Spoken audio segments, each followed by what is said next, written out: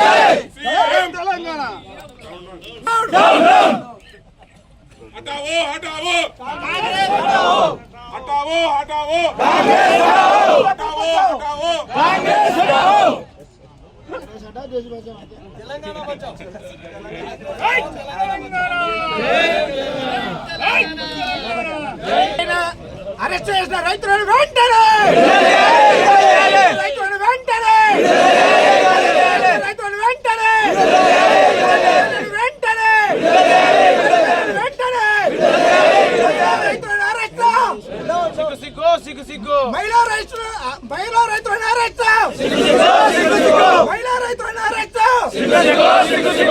రైతులను అరెస్ట్ ముందర కూర్చోండి.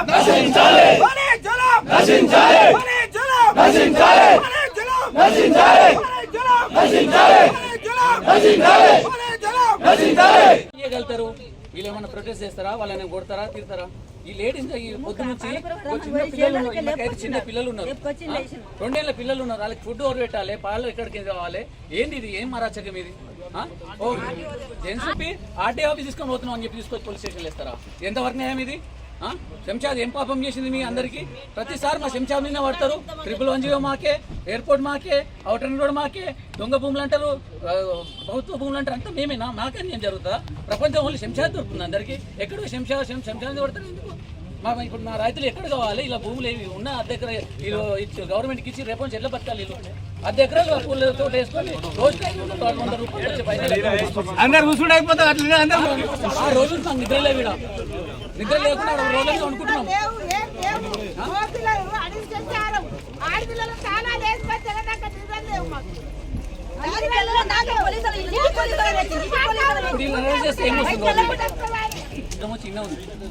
జ్వరం వచ్చింది చూడరు, చిన్నపిల్లలు ఉన్నారు చూడరు.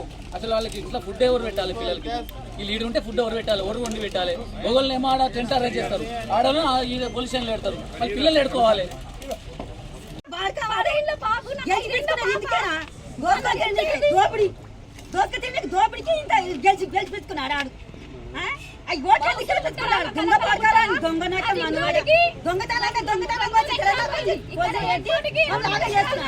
ఇప్పుడున్న కూడా అది మేము ఎట్లా బతకాలి? ఇది ఎక్కడి న్యాయం? ఇది ఏం న్యాయం? అది ఎయిర్పోర్ట్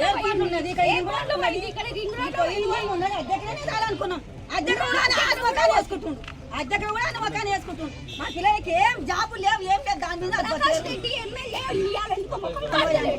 నేను ఇది చేస్తా, అక్క ఓట్లకు వచ్చినాడు, అక్క నేను అది చేస్తా, చెల్లె ఇది చేస్తా నీకు రాని కూడా మాకు అడ్డం రాని కూడా ఎవరు తిట్టలేడు. మాకు మాకు ఎంత ధైర్యం ఉంటుండే. గెలిపియాక ఆయన గెలిపియాక మాకు ఇంత బాధ.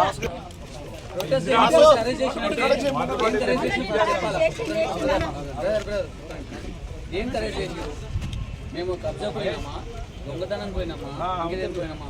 ఈ రైతులు మహిళా రైతులు ఉన్నారో వాళ్ళు ఆవులకు పాలు తీసుకునీకే, లేకుంటే వాళ్ళకి గడ్డే నీకే, వాళ్ళకి నీళ్ళు అవి సరూనగర్ ప్రాంగణం దగ్గర ఉన్నారు. నవీన్ అన్న గారు కూడా అక్కడికి వెళ్ళి ఫోన్ చేయడం జరిగింది.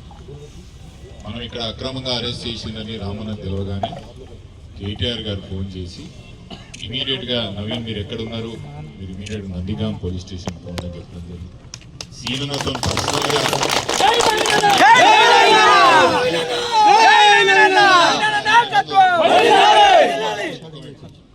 సీనతో పర్సనల్గా కేటీఆర్ గారు నాతో మాట్లాడిపించి అన్న మనల్ని పొద్దుగాల 9 గంటలకు వీడికి తీసుకురావడం జరిగింది. రైతుల పక్షాన మేము కొట్లాడుతున్నాం. ఇప్పటి వరకు మాకు సమాచారం లేదు. మా అమ్మలని రైతమ్మలనిగో మహిళా రైతులను కూడా ఇలా మాతో తీసుకొచ్చిండ్రు, మమ్మల్ని కూడా ఇక్కడ పట్టుకొచ్చిండ్రు, ఏం చేయాలి అర్థమైతలేదంటే చెప్పగానే మాట వరుసకు చెప్పగానే నవీన్ అన్న గారిని సీన్ అన్న గారు ప్రత్యక్షంగా ఇక్కడికి వచ్చినందుకు ఇద్దరికి ధన్యవాదాలు తెలియజేస్తూ మేము ఉన్నామని నాయకత్వం కూడా రామన్న కూడా మాకు చెప్పడం, అదేవిధంగా అందరినీ కూడా పురమాయించి ఇక్కడ పంపడం కూడా రామన్న గారికి ప్రత్యేక ధన్యవాదాలు మన పార్టీలో కేసీఆర్ గారు, కేటీఆర్ గారు, హరీష్ రావు తర్వాత మన సీనన్నాడు, సబిత మేడం రాష్ట్ర స్థాయి నాయకులే మన దగ్గర ఉండగా వాళ్ళు ప్రయోగాలు చేస్తుంటే వాళ్ళకి బుద్ధి వచ్చేటట్టే మనం అందరం కార్తీకన్న చెప్పిండు, సీనన్న చెప్పిండు. సీనన్న ఉమ్మడి మహబూబ్ నగర్ జిల్లా అయినా, రంగారెడ్డి అయినా అంత కలిసికట్టుకుని పోయిన అట్లాంటి అనుగుణంగా మరొక్కసారి సిద్ధాపూర్, శంషాబాద్ ప్రజలందరికీ మరొక్కసారి రైతుల పక్షాన నిలబడ్డ కార్తీకన్న గారికి, దానికి సంఘీభావం తెలపడానికి వచ్చిన సీనన్న గారికి, శంషాబాద్ నాయకులకు, ఇక్కడికి వచ్చిన షాద్నగర్ ముఖ్య నాయకులందరికీ మీరు హైకోర్టా, సుప్రీంకోర్టా, ఆర్టీఓ కాడికి ఏమైనా డిస్పోజల్ వచ్చిందా, కలెక్టర్ గారికి ఏమైనా హైకోర్టు ఆర్డర్ వచ్చిందా? ఏది లేకుండా కూడా అదే సీనన్న, అదే అమ్మ, అదే ఆర్ఎస్ ప్రవీణ్ కుమార్ గారు 2 నెలల కిందట బహదూర్ కూడా నాదర్గూల్ భూమిలోకి పోయినరా? నాదర్గూల్ భూమిలో గవర్నమెంట్ ల్యాండ్ ఉందని మరి ఆడికి ఎందుకు పోతలేదు హైడ్రా? మన సుల్తాన్పల్లిలా 180 ఎకరాల ల్యాండ్ ఉన్నది, ప్రభుత్వం పిటిషన్ వేసింది, అది గవర్నమెంట్ ల్యాండ్ అని. దాని జోలికి ఎందుకు పోతలేదు? శంషాబాద్ లో హుడా కాలనీలో ఎవరు పెద్ద మనిషి ఇల్లు కట్టిండ్రు, మళ్ళీ దాని జోలికి ఎందుకు పోతలేదు గవర్నమెంట్ వాళ్ళని అడుగుతున్నా. ఎట్లా కనిపిస్తున్నాం మేము? పేద రైతులు మీకు ఎట్లా కనిపిస్తున్నారు? అందుకే చెప్పినా జాగ్రత్తగా ఉండుండ్రి. తెలంగాణ రాష్ట్రంలో దొంగలు పడ్డారు, తెలంగాణ రాష్ట్రంలో దొంగలు పడ్డారు కాబట్టి ఈ దొంగలు ఉన్నట్టు అన్ని కూడా గుంజుకొని పోనీకే తయారున్నారు. ఏడ పేద రైతులు ఉన్నారు, పేద ప్రజలు ఉన్నారు. అతిపెద్ద ఫ్యాక్టరీ ఏంటంటే సిద్ధాపూర్ లో డంపింగ్. ఏం తెచ్చినావు రాబాయ్ ఈ పాలమూరు జిల్లా కంటే? నిన్న పోయేమాట అమరాజ ఫ్యాక్టరీస్ కి రిబన్ కట్ చేసి వచ్చింది. ఎవరు తెచ్చిన అమరాజ ఫ్యాక్టరీ? కేసీఆర్ గారు సీనన్న కష్టపడి భూములన్నీ మన ల్యాండ్ యాక్విజిషన్ చేస్తే సీనన్న ఇంటికి పంపిరు, ఆయన వాడు రిబన్లు కట్ చేసి పట్టి మనం తెచ్చినాం. అది ఏం తెచ్చిన ముఖ్యమంత్రి గారు? మీరు ముఖ్యమంత్రి అయ్యి పాలమూరు జిల్లా కంటే చెప్పినా కదా సిద్ధాపూర్ లో డంపింగ్ యాడ్ తెచ్చింది. సిద్ధాపూర్ ఒకటే అవుతుంది, మా శంషాబాద్ ఖరాబ్ అవుతుంది, మహేశ్వరం ఖరాబ్ అవుతుంది. అవతల ఏమున్నామన్నా ఎవరు అరెస్ట్ చేస్తారు అని చెప్పి పెద్ద ఎత్తున ఇక్కడికి వచ్చిన మా అన్నలు, మా తమ్ములు అందరికీ పేరు పేరున నమస్కారాలు. జై తెలంగాణ. ఒకప్పుడు చెప్తుండి ఊర్లలో దొంగలు పడుతున్నప్పుడు డబ్బు సాటి ఇచ్చి దొంగలు పడుతున్నారు జాగ్రత్త అని చెప్తున్నారు. తెలంగాణలో ఇప్పుడు మనం చెప్పాల్సిన అవసరం ఉంది, దొంగలు పడుతున్నారు జాగ్రత్త. ఒకప్పుడు దొంగలేమో ముసుగులు వేసుకొని కట్టలు పట్టుకొని రాత్రి పూట గోడలు దుంకి, ఇళ్లు దుంకి బంగారం, డబ్బులు గుంజుకోబోతుంది. ఇప్పుడేమో బాజాప్తగా పోలీసు ఒక డ్రెస్ వేసుకొని వాళ్ళు బాజాప్తగా పోలీస్ కట్టలు పట్టుకొని ఏడ పేద మధ్య తరగతి కుటుంబాల భూములున్నాయి, ఏడ మనం వెలగొట్టొచ్చు. ఎవరు సపోర్ట్ చేస్తే వీళ్ళ దగ్గర డబ్బులు ఎవరైతే వెళ్ళయో, ఎవరినైతే మనం నెట్టినా కూడా ఎవరైతే సపోర్ట్ చేయరో వాళ్ళ మీద పడి ఈ ప్రభుత్వం హైడ్రా పేరు మీద, రెవెన్యూ అధికారుల పేర్ల మీద ఈరోజు భూముల మీద పడి ఈరోజు అరాచకం సృష్టించడం జరుగుతుంది. ఒకసారి ఆలోచన చేయండి, ఎవరి కోసం కొట్లాడుతున్నాం? పొద్దుగాల నుంచి బహదూర్ కూడా సమస్య ఈ రోజు వచ్చిందా? శంషాబాద్ చెప్పాలి, ఈ రోజు సమస్యనా? అది గవర్నమెంట్ ఇన్ని తరాల నుంచి ఉన్న సమస్య, అన్ని సంవత్సరాల నుంచి ఉన్న సమస్య. అది ఈ రోజు వచ్చిన సమస్య. ముఖ్యమంత్రి గారు మీకు తెలియదా? మీ కలెక్టర్ గారు మీకు చెప్పాల్సిన అవసరం లేదా? దాదాపు 60-70 సంవత్సరాల నుంచి ఉన్న సమస్యని ఈ రోజు ప్రభుత్వం. శంషాబాద్ నాయకులకు, షాద్నగర్ నాయకులకు, నారాయణ రెడ్డి గారు, మిగతా పెద్దలకు అందరికీ దయచేసి పేరున నమస్కారాలు.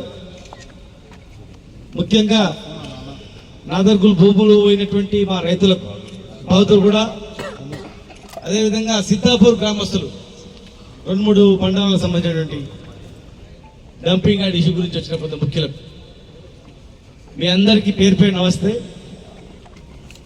మీ భూముల గురించి ఒక్కలేదు,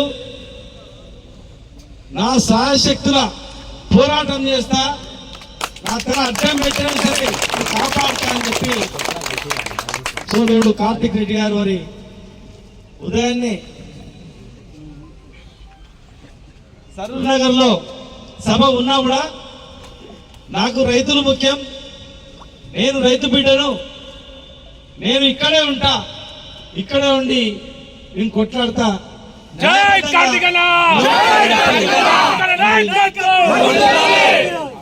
నిలబడితే పోలీసులు హౌస్ అరెస్ట్ అన్నారు, తర్వాత బైండోర్ అన్నారు, తర్వాత రకరకాలుగా మాట్లాడి రైతులందరినీ తీసుకొచ్చి భయప్రాంతులు గురి చేయడానికి ప్రయత్నం చేసింది.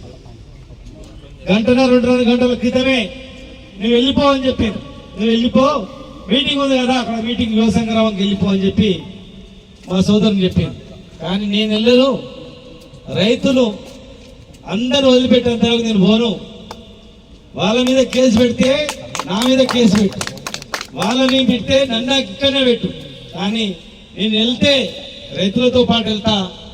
కేసు ఉంటే వాళ్ళతో పాటు నా కేసు ఉండాలి, లేదంటే అందరిని వదిలిపెట్టండి పోదాం అని చెప్పి మరి బేషరతుగా పోలీస్ డిపార్ట్మెంట్ వాళ్ళే కేసులు లేవు, ఏం లేవు, అందరూ ఇవ్వండి అని చెప్పి మరి ఈరోజు చెప్పడం జరిగింది. మధ్యలో వచ్చేది మన ప్రభుత్వమే, గుర్తుపెట్టుకోండి. ఇంకా 2 సంవత్సరాలంటే ఇంతకుముందు విద్యార్థుల మీటింగ్ చూడండి, పోయిన తర్వాత సోషల్ మీడియాలో చూడండి, ఇప్పుడే పోదామా సార్, సెక్రటరీ ముట్టడిద్దామా సార్, వేరే దేశాల్లో ఎగబడి ప్రభుత్వాన్ని దింపిండ్రు, మరి అట్లా పోదామా అంటే లేదు బిడ్డ, అది ప్రజాస్వామ్యబద్ధంగా వల్ల ఆగాల్సిందే, మనం చేసిన తప్పుకు 2 సంవత్సరాలు మనం ఆగాల్సిందే. కానీ అప్పటి వరకు ఓపికతో ఉండండి, భయపడద్దు, కొట్లాడి సాధించుకుందాం, మెడల్ వంచి యుద్ధాలు జరుపుకుందాం, వచ్చిన తర్వాత కూడా మళ్ళీ మిమ్మల్ని కాపాడుకుంటామని కేటీఆర్ గారు భరోసా ఇవ్వడం జరిగింది. మా సభ అక్కడనే మీటింగ్ లో రావడం జరిగింది. ఏం చేద్దామని అందరం ఆలోచన చేసుకున్నాం. ఖచ్చితంగా మీకు న్యాయం జరుగుతుంది, మీరు కేసుల సొమ్ము మన కష్టపడి సంపాదించుకున్నటువంటిది తెలియక తప్పు చేసుకున్నాం, అక్కడ మిగిలిపోయినాయి, ఇవి అన్ని కూడా గుంజుకుంటే